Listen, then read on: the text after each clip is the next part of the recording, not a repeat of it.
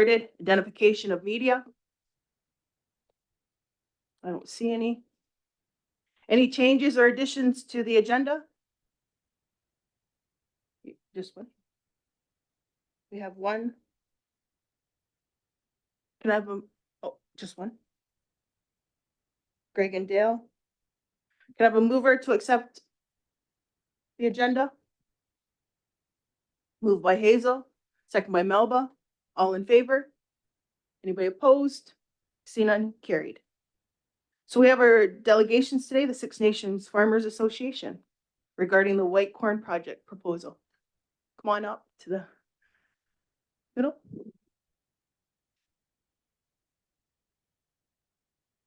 Yep. Okay, thank you.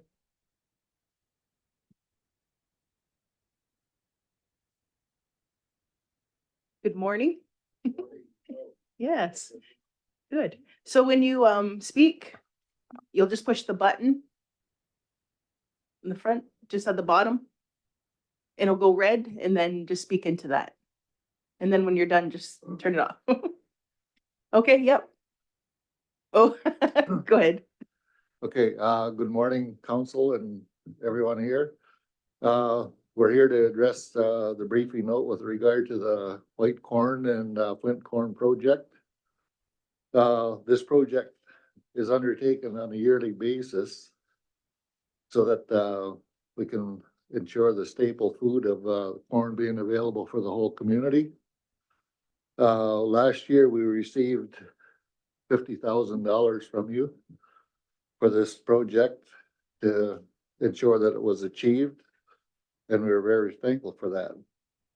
These funds that ensured the crop was beneficial to all of Six Nations and also helped in the cost of some of our other debts that are not debts, I guess, just weekly or monthly monies that have to go out there for office space, insurance.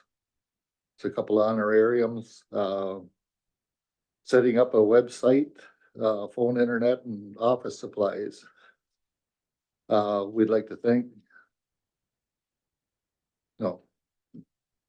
like everything else, the cost of things are on a rise on a constant basis here throughout the world. And for that reason, we would appreciate the 50,000 again. And if you can see any extra floating around, we'd appreciate that as well.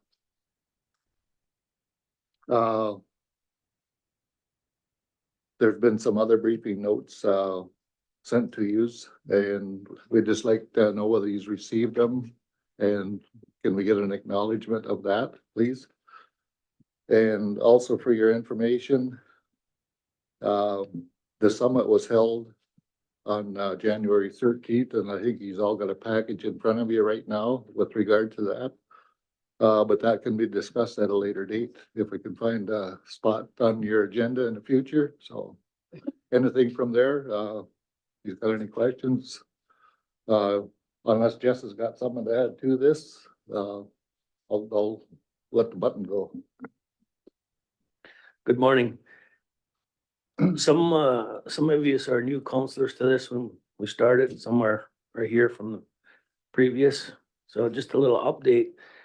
A lot of people don't realize when we first started, we had quite a challenge to get this on the go, and to bring our community involved in many different ways. We had challenges getting the schools, the kids, because of different things that were going on, insurances, different things that were happening of why the kids couldn't get involved. But we managed to overcome those in the beginning to where we are right now. So if you look at the work that's been created between us and also this council to be able to get to where we are with this white corn has been a success. So you've helped to build just the basic involvement for agriculture within the community, in the schools. So the kids are the ones that moved it along the way. So that's been in cooperation with this council and Six Nations Farmers Association. So I just wanted to bring that up, that it has been a success in what we had to overcome and where we are right now.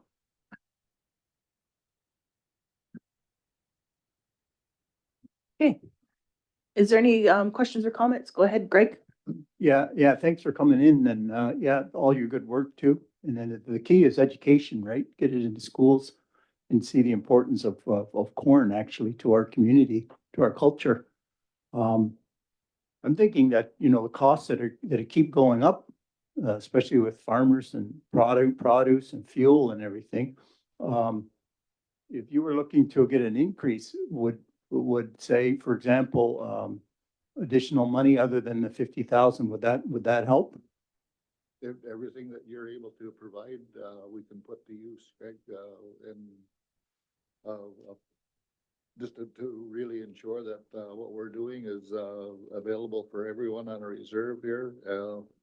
I guess that kind of coincides with a lot of other things we got in the works here to ensure a sustainable food source. Because as you know, we got a strong affiliation with the Iroquois caucus. And a lot of discussions that are coming up with some of our the other Iroquois nations, other nations that we have affiliations with, is one is food sustainability. We've talked about food sustainability before. This is maybe just a side of that, but we were looking at getting also a stronger affiliation with other nations within the Iroquois caucus. And one of the things too would be corn. I know another reserve has rice. Others they grow different things, right? And it's something that can actually be benefit not only to our nation, to other nations. So I'm willing actually to increase that amount of 50,000 to even 60 if that helps. But then again, I'd like some feedback from the table here for that. Go ahead. I'm glad you brought up the Iroquois caucus. I'm not sure if council realizes the importance of your participation, not just with you being on the Iroquois caucus, but within council here, to be able to be aware of what we do in the community. And for you to go to the Iroquois caucus, I'm not sure which one of you are sitting on that, but it's important to discuss what we do here with them. And I'll give you an example. We've had other communities reach out to us about the white corn. They want seed. They want help in understanding how to get to where we got, so they can do it in their communities. So with your participation with the Iroquois caucus and getting an update or asking the Farmers Association to do a presentation at the Iroquois caucus to help them, it's like people like our community at the beginning reached out to other communities. Now they're reaching out to us. So again, it's a very positive thing. So when you say we need an increase in this white corn, just the white corn, it's not just the planting of it. The number of kids in school is increasing. The number of communities that are asking us and looking towards assistance is increasing. So there's a lot of things that are increasing in our community just based on the white corn. So it's a very positive thing. So when you talk about taking it to other levels, the Iroquois caucus in just one, when you start discussing agriculture as an example, it leads to other discussions in the line of an economy-based trade back and forth on expertise. So it's a positive step for us. And I hate to say it, but you have the benefit of an association in your community, whereas there's a lot of communities do not have an agriculture sector. So Six Nations, to my knowledge, is the only one that has an agriculture sector in their communities. So it's a very positive thing for us to be able to have that and share that with our other Native communities. Dale, then Hazel. Yeah, just a couple questions. Maybe you've said this in the past. Where's your office located? Okay. That's in front of J.C. Hill School. And the other question I got, and I don't know if you keep stats on this, but it might be difficult because not knowing who goes there. Like, do you have like stats on the quantity of people who actually go there to harvest the white corn for themselves or anything like that? Do you keep any type of data on that? I know it might be difficult. Well, when you say that data, um, we have never thought to have a book like you have at the counter here when you come in the office. But the actual people that call the office, where is this field? When is it available? Is quite a bit. It's not just, the people that live in our community, it's people that live outside of our community that we've had some that tailor their vacation time where they work and live to come back when that corn is available. So when you say the stats, there's a lot of different various that apply to that. Hazel? Yeah, I think this white corn growing is a very important thing for Six Nations because I always attribute it back to a time before this even began. It was a time when my brother and sister-in-law lost their grandson to suicide. And it was in August and it was so difficult. There wasn't a kernel of corn to be found anywhere. So it was kind of everybody knows the importance of corn with the funeral and, the wakes and all of that. So they were searching all over the place and then someone had to drive to Akwesasne where somebody had a bit of it and had to bring it back in order for them to have it in their ceremonies. So I just view that as, that's a fine example of how important the program is and the needs of the people here when they need that corn. Plus it tastes really good in the winter, right? Thanks. Amos? No, it's kind of, I think it's really important because I think even the agenda is already set for next week for the Iroquois caucus, but I think these gentlemen and this group should go to the next and get them on the next agenda to talk to all of the chiefs, all those communities at the next Iroquois caucus to talk about what's going on here. You know, that there should be a co-op, perhaps a co-op developed, I don't know, among the nations, communities. I think that could happen. It has to be a part of our next education system that we develop here. All of this agriculture that you're talking about, the heritage of it has to be included. And I'm glad some people here are from the task force to hear me say this. It has to be a next part of the next part of our education system. The only education I got was hoeing at home with the little garden we had on Ford Line. But, I never learned anything about it in school here. And this is supposed to be our heritage, right? And corn, beans, and squash, we hear about all of that and how they cooperate with each other to grow. Our students, I don't know if they're learning about that, but I just want to set a side story as well. I worked with two teachers in Toronto at the Downsville Collegiate High School, and they just invited me and I became friends with them, but they've did research about how we used to plant as Haudenosaunee and Anishinaabe people. And they actually go to the old way of building troughs and putting soft trees in the middle. It's like a 3-foot deep in the trunks of these trees. Fill it back with fish parts and ashes and dirt and becomes natural fertilizer. And those trunks of those trees, 10 of them maybe, become wicks for all summer, and you don't have to water it. So they've relearned our technology as Haudenosaunee people of how we used to plant. I said, you need to come to Six Nations and teach us again. But anyway, there's that relationship we can have, and we can maybe teach our young people this through our education system. So I thank you very much. I liked your report. I can't wait to have a good look at it. Thank you very much, Nala. I'd just like to stress the fact here that, even though we're sitting here talking about the white corn, you take a look around the world and it's in one hell of a situation, I'll put it that way. And I think we really have to start looking after things at home here to ensure that we're gonna be here for a lot longer than 2 years or whatever the number is waiting for us here. But once again, I'd just like to thank you for your time and your consideration on this matter. So, I don't know if you got anything else or not. Melba? Yeah, thank you for coming forward again with your very important project that you're trying to get off the ground. It almost reminds me of Go O'Neill. You're struggling to get a home and to get something that's solid where you can work out of. And you mentioned a book. Yeah, you don't have somebody full-time in the office, do you? No. Well, you should, and hopefully this council will discuss in the future funding that can certainly ensure that you get off the ground and certainly have your agriculture office and research center and your farm center grocery store someday. I'm really concerned about the heat and that's coming.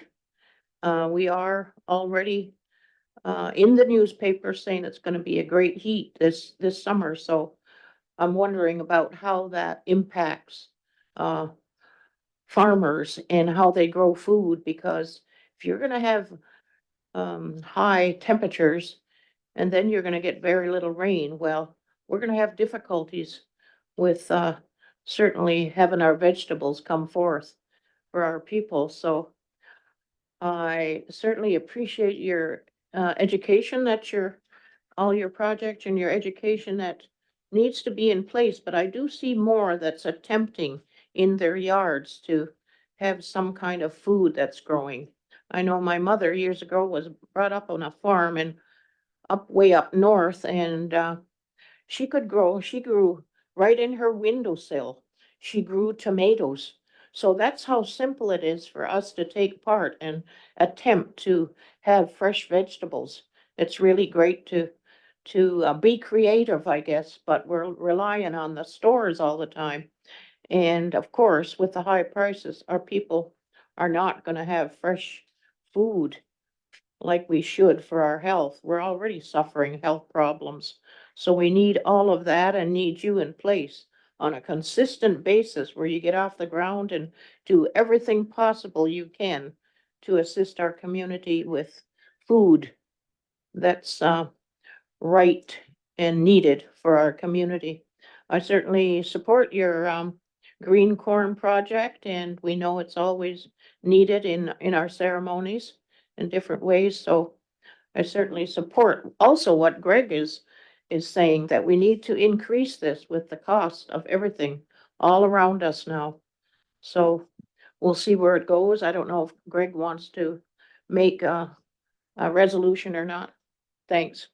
Go ahead, Greg. Yeah, sure. I would put that to the floor where we increase it to 60,000. I think that'll help in a probably a small way, but it'll help. Before I did that, I had one question. In terms of the agricultural part of it, how many staff do you have? Do you have any permanent staff that are dedicated just to the organization? No, we don't have any permanent staff dedicated to the organization that just deal with the white corn. Me and my father have been doing it. He's been doing it longer than I have and helping, and we want to encourage other people to get involved and start to want to do more, take over. But in the same breath, we had to create an office. We had to create an association. We had to create all these different things over the years. So it is starting to take root in activities like that, in people wanting to join and wanting to be involved. I can't stress enough that sometimes we forget where we come from. And I'll give you a prime example. When the schools were built, they were built with a place to have a small garden in there, in all the schools. Since the schools were built up to, I believe, 2 years ago, those rooms were storage rooms. They were using them for storage room. There was no planting going on. So when we start introducing this, they start cleaning them out and start getting involved with plants and so on and so on. One success story that this council can be proud of is that I believe it was O.M. Smith that got involved in propagated seed and start selling plants back to the community. So that is something to be proud of that we can't lose. That means the next generation has taken it and took it to the next level. So we want to make sure that we keep moving in that direction and not forget where we came from. Another prime example was when we first started, we had a hard time even getting in the schools to be able to advocate for agriculture. So we overcame that. And again, this council also participated in helping with crop damage. I'm not sure if you recall or who was all sitting here, but at that time, we were having a tremendous amount of crop damage. And we tried, along with your assistance, many different things to help reduce crop damage. We put things up on the sign that you have out front here. We put things in the radio station. The police helped with blocks for the laneways. But it wasn't until we went into the schools where we had the most success. But we had to overcome the ability just to figure out how to get into the schools to address the crop damage. But it was this council that helped with that. So again, a lot of the thinking of how we can overcome certain situations in our community, it takes all of us to have that willingness to do something and make a move. And we did it. We did it, and we don't want to lose that. So when you talk about increasing it to 10,000, that is a good gesture. I believe we have to start somewhere. So for us to continue on and have this relationship, the Farmers Association asked to do quarterly reports on agriculture back to this council, and it was never taken up. As far as I know, it was never taken up. So that's something that would be, to me, an asset to this council to have agriculture a part of a report in our community. And we also got into a position of offering to give our, if you want to call it, our opinion on best use practices for the land. So we were in a position to be able to add that as a service to this council for the use of land. So we were going to look at any land that came back to the community and give our assessment on whether it was suitable for agriculture or not. So we are still in that same position to be able to offer this to this council and to be able to go to other communities.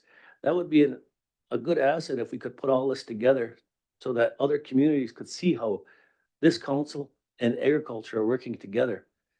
And if you want to call it the private sector, because we are not under the umbrella of council.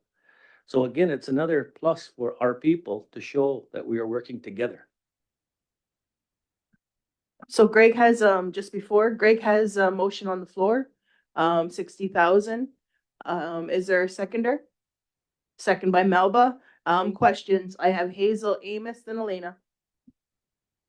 Yeah, I just wanted to clarify when you asked about staff, permanent staff. I think Vera sitting over there and Ruby have been most instrumental in doing a lot of office work for the agricultural. So I think they're donating their time, et cetera, all the time. So that's a good thing. And they're both farm girls. So I agree, like Hazel, Ruby and Vera, they're the backbone to this. And when we're talking specific about the white corn, they do everything for the Farmers Association. They keep track of everything. They're doing a lot of it, if you want to call it, on a volunteer basis. So Ruby and Vera are the backbone of the Farmers Association in doing all of these different things. But as far as having an employee that's just hired to do something for the white corn, no. Amos? Yes, I think your offer is timely to join forces and to give updated reports. I've been sitting here for a couple of months now, and we've been talking about economic security and, you know, social security, I guess, but nothing about food security yet. So I think it's timely that we should do this and maybe have another subcommittee or for food security in this community, bring in all the players. I think I need to tell you that I find it astounding that we work in silos here in this community, like we're not talking to each other. So have you talked with Guyana State? That's one of my questions. And just to let council know, I'm really taken back by the fact that Guyana State isn't going 12 months a year for food security in this community. It shuts down in the fall. We could be planting ever-bearing strawberries all year, something that's really dear to our hearts. Those kinds of questions I would like to ask Guyana State why we're not doing that. And I don't mean to offend any of the councilors who are on that committee or whatever. But anyway, that's my observation up to this point. I really commend you on what you're trying to do here, and maybe we should have a subcommittee on food security in this community. I would really appreciate that if we can look at that. Thank you very much. Just for, maybe, along the lines of what Amos is saying there, that, we've done a bit of research and, threw some numbers around with regard to, Six Nations as a whole. And there's a tremendous amount of money leaves this place every on the course of a year. Like I'm talking about $50 million that people put out that could probably stay here if we had our own facilities here. Like we've been financing and insuring our neighbors, Caledonia, Hagersville, Brantford, on obtaining foodstuffs from their facilities and this and that. And it's about time to come home here and stayed here. Elena? I'm wondering if Greg, you might amend your motion to include maybe some assistance from Zach's team for data collection with regards to what Dale was talking about, so that at the end of this project, we have some data. I know you don't have full-time staff, but perhaps that can be worked into this amount of money. Yeah, I don't mind amending that motion, but you have to realize too, yeah, you guys don't have, I don't know if you have the capacity to provide, you know, the information just as yet without more help, I believe, like in terms of data collection. No, I'm all in favor of that. That's why I asked about the staff. Like a lot of times, if you have a staff person that they can be looking into all of that, a staff person actually can do the reports. They can actually get out to the community in terms of advertising and promotion and stuff like that. You know, when you're kind of doing it part-time, and it's, you know, you don't always get the message that you want to get out. So that's why I was just asking you if there was staff involved and you had a budget for that. I didn't see that in the information that you sent, because that would be, sometimes that'd be good if you know, if you even gave a budget towards us to council that, you know, if you wanted to hire a staff, it would cost this amount of money, and have the proper numbers for that, you know, the financial part of that. But that was why I asked the question about staff, because there is a lot of information that we like to get. And when only people are working just part-time, it's very difficult to get that done. So that's why I was asking about it. But I don't mind including that in the motion, that if we could help on the data collection part. Dale? Yeah, I know, just in regards to that, I know it'd be difficult, because if people know about it, they can just go to that field and harvest it, and you may never know. So that's why I was wondering if there was any mechanism in place. So I know it may be difficult, actually. I know you have people call and stuff, and that's fine. But I guess my question is more for the finance staff, I guess, Wayne and Jennifer. I guess I know last year you got 50, this year you're asking for 50, but I just think it would be prudent on council's part just to reaffirm, I guess, that there is that money available within our resources to do that, because, and I don't know where you've aligned your budgets to change all that. So that's just my question. We'd just urge finance if that would be available to meet with Greg's motion that he's made. Just to clarify, when you ask for data, there's a couple of things that come to my mind right away. One is, why are you wanting data? The other is, what are you going to do with data? So for what we look at working in conjunction with our health department here. And our health department, they can't shoulder all the finances when we have nothing to bring to the table other than knowledge. So what you're saying about increasing that amount, a part of that amount, when we first started this white corn, it was to actually produce the white corn.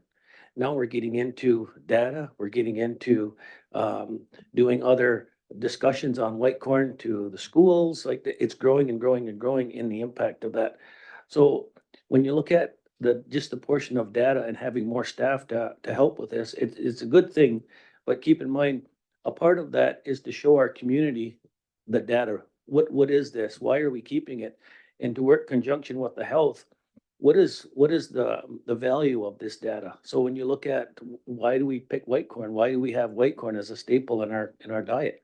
So a lot of these things are a good positive thing to help educate our next generations on the importance of white corn. We do have 2 different times of the year that white corn's picked. One is during ceremonies for green corn and the other is the fall. But we also have been growing in the past, flint corn. The, we do need flint corn for the ceremonies as well. So a lot of different things is an educational purpose and we are growing. So the ideas that you have is great. We can incorporate them and grow. And the idea of coming back in a quarterly manner so that this time next year, we can look at our track record of what we did in 2024 and answer and have answers for some of these questions that you're talking about. So having somebody keep track of who picks this white corn. So far, we haven't seen anybody go in there at night, just during, just during the day. So, yeah, there's people come when it's their, when it's good for them. Schools come during school time. People at work come in after work. Some people come in early morning, so it's kind of impossible to have somebody sitting there at the field kind of a thing. But we do get people that do call and say, can we come in and grab some? So, yeah, we can start to look at that and see the best approach to do it and let the community why we want to keep the data so that it helps to inform council of our needs to increase. It's kind of I don't know what word to call it, but when we're asking for more money, we have to have a reason for more money. And showing that it would be great to the community to justify using community dollars for this white corn so that they understand what it takes to do it in all the different areas that we're covering with them funds. Okay, Dale's got a follow up, then Greg's got a follow Yeah, up. I think Jesse, that's sort of where I was looking, so we can say, the council's given this much money, so there's 1,000 families or 200 families or 400 families have gone there and benefited from, harvesting the white corn in the schools. That's all. I was looking, I wasn't trying to get complex, just simple that we're giving, you got 1,000 families picking this corn for themselves, so that's all. Go ahead, Greg. Yeah, I look at it a little bit broader than that, Jesse. I look at it, the fact that, there's a need here and it costs so much to provide that need, especially when it's got to do with culture and language. And the other thing too is when we go off the res, Iroquois caucus is an example, we can show them, what we're doing, what it costs, how much we're using that staple of corn. And then how much we have available to other communities so that we can actually, like you said, we can grow and we can show them that, hey, you know what, we have a productive corn industry here and that and the numbers actually show that. And then when we actually go further than that and we go to the Ministry of Agriculture, Ministry of Culture, right? We're gonna ask for dollars, right? We're gonna ask for dollars and they always want that. Okay, what's the need? What's the value? Sometimes you can't put a monetary value on things, but at least you have some backing when we go forward. Because a lot of our work too comes outside the community, right? To find funding to help us. And I think this is a good initiative. And like I was saying before, sometimes, the data sometimes is used, okay, against us, but sometimes we can use the data if we have it secure for our community, we can use it in our benefit. So I have Helen, Amos, then Hazel, and then we'll go back to the resolution. Go ahead, Helen. Sorry, I came in late, so I don't know what the resolution is for. Can you read the resolution? I know it's to increase money, but I don't see a financial statement anywhere either. It's all in the pack. It's all in your Dropbox that you got. Because I last didn't month. look at it this morning. I couldn't get on it this Okay. morning for some reason. All right. Anything else? Sorry. Amos, then Hazel. Okay, I just wanted to share something with you. Talking about ceremonies and how important corn is to Haudenosaunee, Gunungsaiskehono. I think some of you might know from our ancestry and our heritage here that the last thing you take with you when you're turning around and going home is a small cake of cornbread. And if you've ever been at a funeral for Longhouse people, you'll see a hanky in their hand. And in that hanky is cornbread. Just to remind us of our connection to the heritage. That's beautiful when you think about that. So I just want to share that with you today, this morning. Hazel? Can I answer, Amos, Yep. what he mentioned Go ahead. earlier that we didn't, I don't know who's jotting this down or how it works, but at the end of the day, he mentioned security, food security.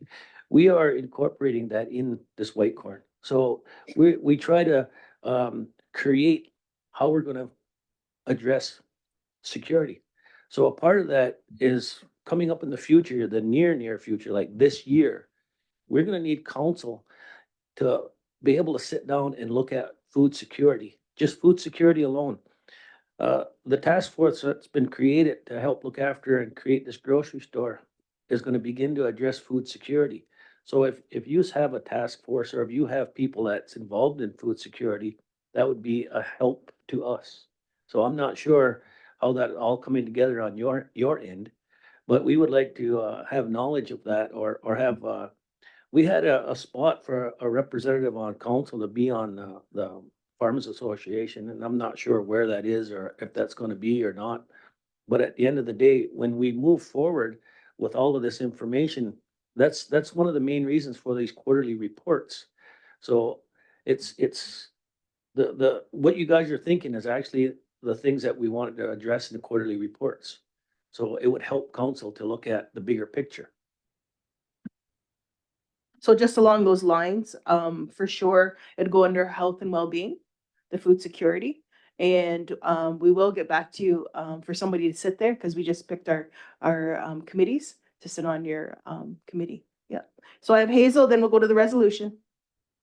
Yeah, I was just gonna ask if council thinks it's a good time to start thinking about adding an agricultural committee. And all that we've discussed this morning, like going to the Iroquois caucus, the farmers could go along right to those meetings. I think, if that was established, it could move faster and become a bigger, organization. And of course, we'd have to find funding for them to have a council's position here. So I just wanted to say that. Thank you. And just along that, we have Iroquois caucus next week. So I'll bring that up to Iroquois caucus regarding and also to bring you there to share. Hazel, make that a motion. So the motion's on the floor for 60,000. Now Jennifer or Wayne, we can put in the motion where the money will be coming from. OFNLP.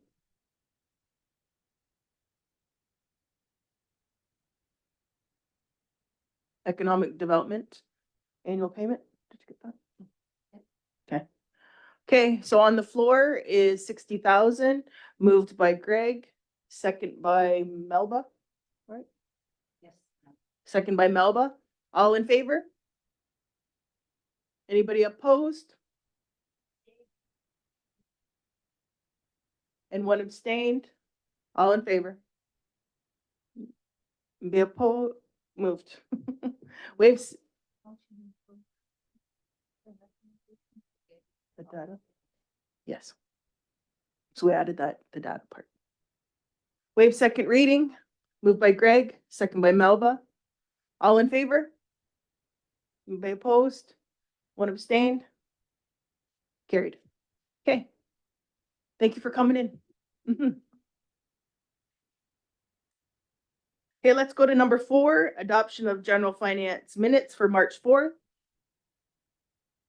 Is there a mover? Moved by Dale, seconder. Amos, all in favor? Be opposed? See none, carried. Let's go to number 5. Loan renewal, CMHC 5-unit townhouse. Therefore, the Six Nations of the Grand River Council approves to refinance the loan for the 5 townhouses until effective May 1st, 2024 with Canada Mortgage and Housing Corporation for a further term of 5 years. You got more? Do you have more, Wayne, to add? No? And therefore, Six Nations of the Grand approve the signature of the loan renewal amending agreement. Okay, there's the on the floor questions. I had Cynthia and Dale.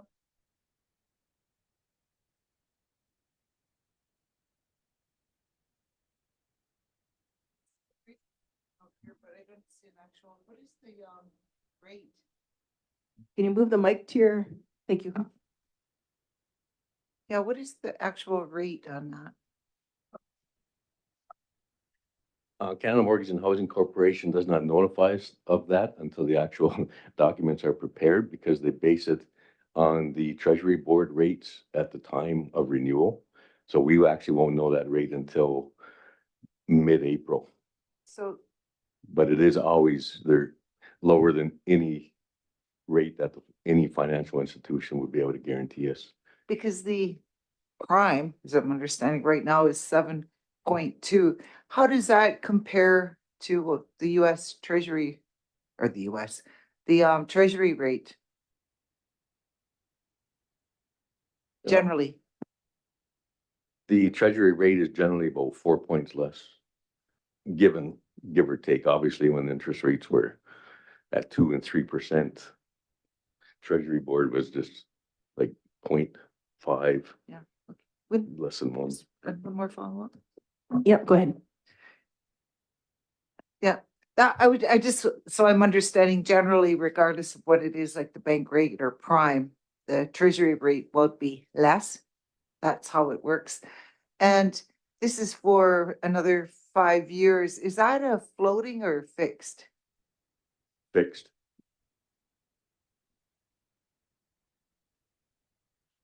Okay, Amos?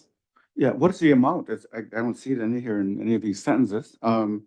Maybe we just approve it in principle until they come back with the figures and the rate next meeting or whenever. Just suggesting. The approximate amount, which is in, I think the amending agreement that was attached, is 668,000. And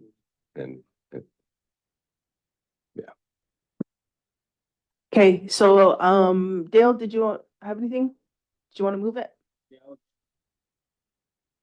Okay. Moved by Dale. Is there a seconder? Second by Cynthia. All in favor? Any opposed? See none, carried. Waive second reading? That's the only thing and Helen raised it, just maybe Wayne, if we can include that dollar amount in that renewal that we're authorizing, just so that's in the actual agreement, so you can work with Beck on it. And the rate. Well, the rate may not know until the And the rate? docs come back, right? Yeah. Okay, did you get that, Bex? Okay, waive second reading. Dale? Second Cynthia, all in favor? Anybody opposed? See none, carried. Okay. Number 6, Six Nations Development Corporation and Hydro One funds.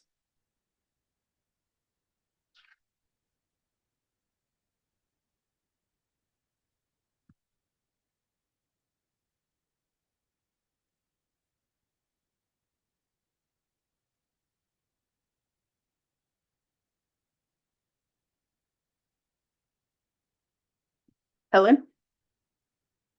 These are the funds when I said, what council needs to sit down and decide what we're gonna spend them on, right? It's not what this is. Okay.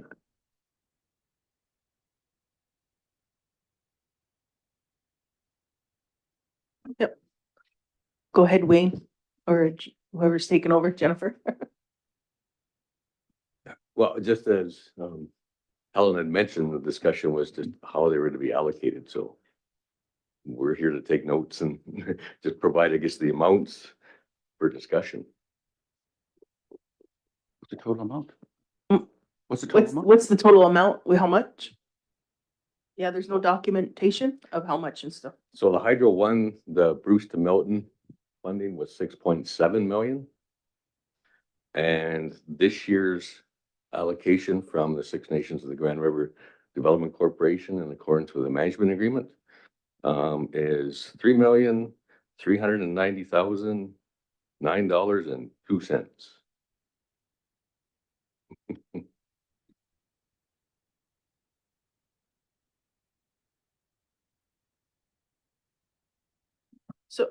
So go ahead, Cynthia, then Greg. Yeah, this is a one-time payment, was it? The 6.7, was that to each, the Active Core and council? Yes. And what is this? You said from this year from Six Nations Active Core was 33,000, or no, 3,349,000? What is that? Oh, sorry. So that is the annual payment for 2023 in accordance with the management agreement that came into effect last year. As some of the existing counselors know, there wasn't an existing management agreement between Six Nations of the Grand River and Six Nations of the Grand River Development Corporation. It was renewed last year, and the payment term or the annual amounts, the calculation was revised, and there was other terms and conditions within the management agreement as well. So that was the annual amount, as calculated and as verified according to their documents. Got a follow-up, Cynthia? What is that formula? I mean, It's based on their surplus cash calculation, so we can certainly, those documents are, can certainly be distributed if I believe they're available, but we can redistribute them. Greg, then Dale. Yeah, how it works through the management agreement is that, and then the original management agreement was signed between council and ECDEV in 2015. Last year, as everyone knows, that we renegotiated the management agreement only because of streamlining the movement of actually the funds through from DevCorp to council to the Economic Development Trust and back actually to being reinvested back into DevCorp. The way it worked was 50% of their surplus cash after they've in terms of their profit. 50% will be reinvested back into DevCorp, and of that 50, 10% goes into the Economic Development Trust, and 40% comes back to council. That number actually will fluctuate depending on their profits. Of course, they get their profits through various means. One is business enterprise reserve business enterprises. The other one, of course, is their green energy projects, as well as some other rental properties that they get. As you know, they transferred the tourism back over to council, and council's taking over tourism. Part of that management agreement was funds that they received for tourism. I believe it was 871,000 has been returned back to council to cover that tourism budget. That number is correct, right? No, is it 671? 761. I'm getting my numbers all mixed up. 761. So that came back for tourism. So tourism can operate the budget.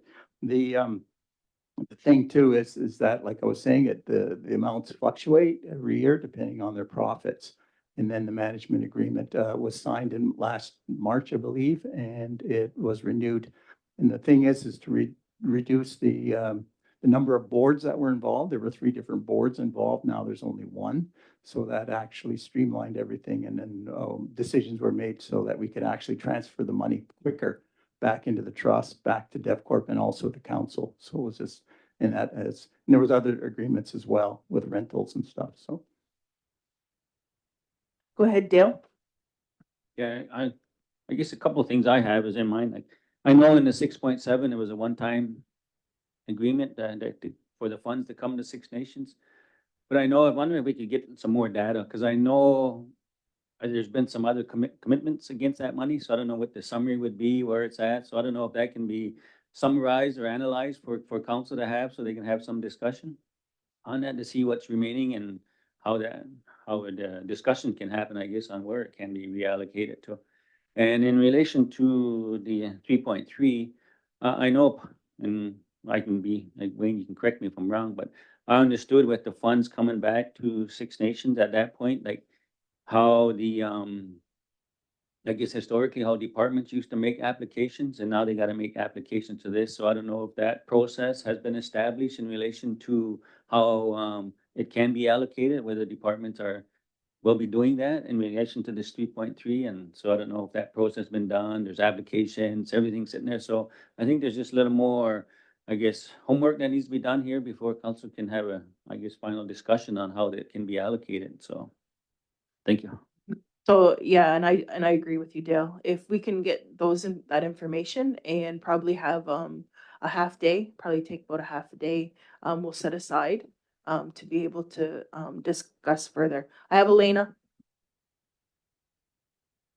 That was just my concern. Historically, excuse me, the council departments were able to, what Dale said, were able to apply to the trust.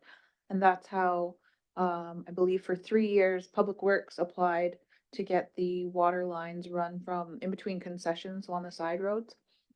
And Mike said that to us in our meetings, that there's no money for that. So I'm hoping that this council will take that into consideration, because otherwise, I don't know how those water lines are gonna get run. So that half day would be beneficial. Yeah, I was just talking to Nathan, even just to, like you said, the process and for him to work with the SAT team, the directors, and what they're looking for, how to get that money. Go ahead, Cynthia. Yeah, thanks for the information, everyone.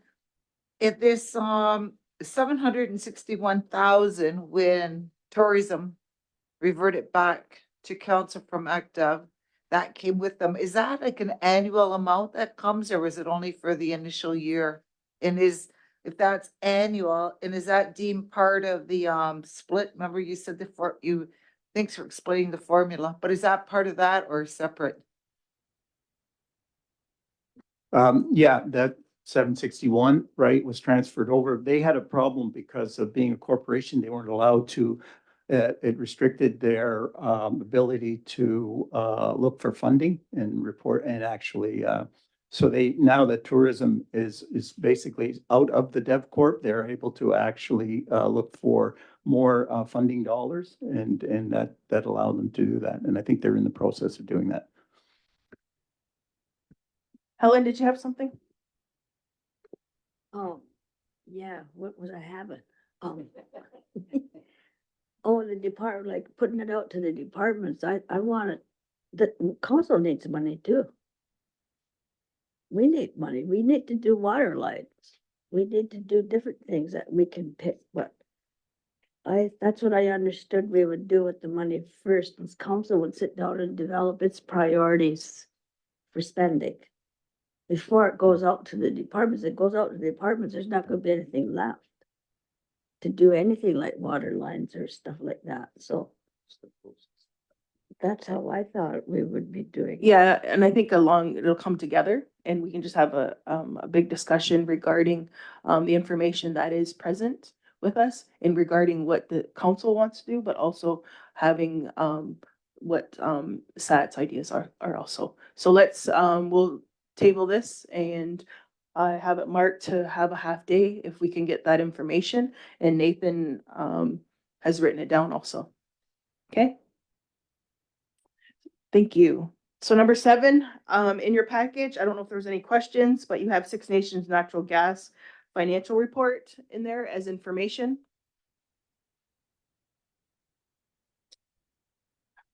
Nope.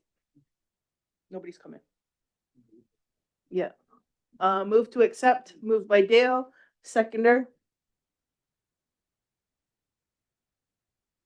Moved by Helen with a comment. Go ahead, Helen. I don't know if y'all been watching the TVs this weekend, but there's lots of discussion about the carbon tax. Everybody's in an uproar because the carbon tax is gonna go up again on April 1st. So there's been a lot of discussion on it from the politicians and from different people. I think we need to get in that mix too and start looking at how we can try and get it off of our gas bill. Or even our gas, any kind of fuel. Come in here. So I don't know, I think we need to deal with them kinds of issues. I think we need to set up, I would probably think like an ad hoc committee or something and do all this research and figure out what's going on and put it contact and everything, because that's the only way we're gonna get anything moving. We bring it to the table, we talk about it, but we don't do anything to get it moving. I mean, we talked about the carbon tax last week and how nobody wants to pay it, but we didn't come up with any kind of movement to do something about it.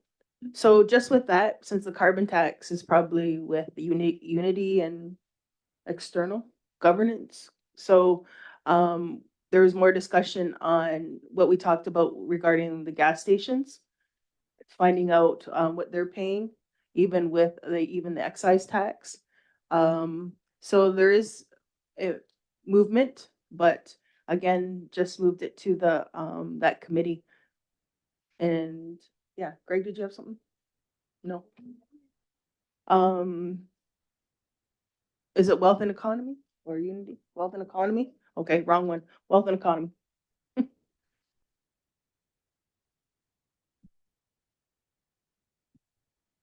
Okay, so there was moved by Dale, second by Helen, move as information. All in favor? Anybody opposed? Seen and carried. So I have two additions, Greg and Dale. Go ahead, Greg. Yeah, thanks, Chief. Just one thing is, for the Little NHL, I was able to attend as well as the chief and other counselors. I know the chief had another commitment and wasn't able to stay for the closing ceremonies, but I was able to touch base with the mayor of the city of Markham. He was effusive about the positive, I would say, interaction between all of the teams, the players, the organizers, and he was quite happy with how everything went. Of course, there were some concerns, little concerns about parking. The fact that I think he could have made a lot of money. The city could have made it, and the Greenies could have made a lot of money if they had a concession booth that was open. But other than that, yeah, I know the kids had a good time. It was well attended. Some of the championship games were very exciting. So I congratulate all the teams and all the players and all the families that supported them. I think, and again, the city of Markham was quite impressed as how we interacted and we comported ourselves. So I thought that was very positive. And of course, there was a celebration for a native artist that's going to be staying in I believe his name is Brandon Jocko. I think he's the Anishinaabe artist that's going to have a mural in some of the arenas, and they're going to keep it there permanently. So I think it was quite well done, well attended, and of course, everyone had fun. So that was really good. That was just wanted to say, and I wanted to commend all the players and the community members that went out. And the city of Markham was really impressed with is how we interacted with the city and did everything that was for fun for the kids. And yeah, it was 50 years, wasn't it? 50 years? 50 years. It was amazing. All the teams. Yeah. Thank you, Greg. Anything else? Cynthia, then Dale. Thanks for that note there, Greg. Yeah, it sounds like we did a wonderful job over all our kiddies and the parents and families. Like that's a big hustle, especially if you got more than one child. My friend has like, I forget how many, 8 grandchildren in it. So all the grandparents got to pitch into, or they would never get to where they have to go. And it seems that of the 8, I think, teams made it to the playoffs, the finals, and of those 5 got the top prize. So that was something to make us all proud. Plus, I think 2 of our members were honored there. I forget what that is called. That is it their Hall of Fame? Yeah, Kevin Martin for all his contributions over the years, I understand, and former Chief Ava Hill for her contributions over the years. So I think we shone quite brightly down there. Again, for council to give that recognition.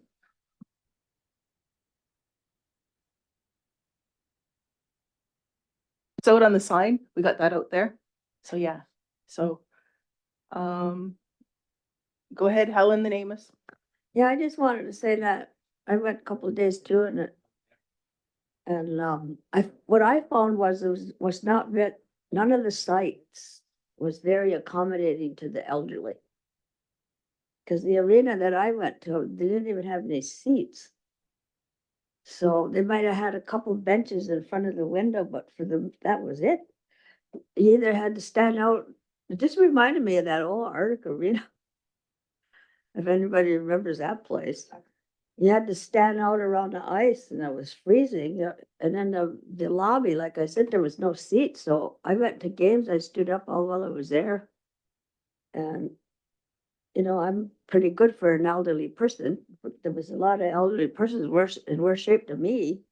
And I know they were complaining because they didn't have any place to sit and there was nothing to eat. Like there was none of the arenas I was at, the food booths weren't open for some reason. I don't know why. So there was a lot of people that weren't too happy with this venue and they're hoping they go back to Mississauga next year. Dale, then Amos. Amos, was yours in line with the little NHL? Okay, you can go ahead. I have no withdraw because she just painted a dystopian picture for me. So I don't want to. No, the only thing I'm asking is, and more for Nathan, I guess, if we can get an update in regards to the development on the hosting of the Chiefs of Ontario in June. So I don't know if you got just an update on it.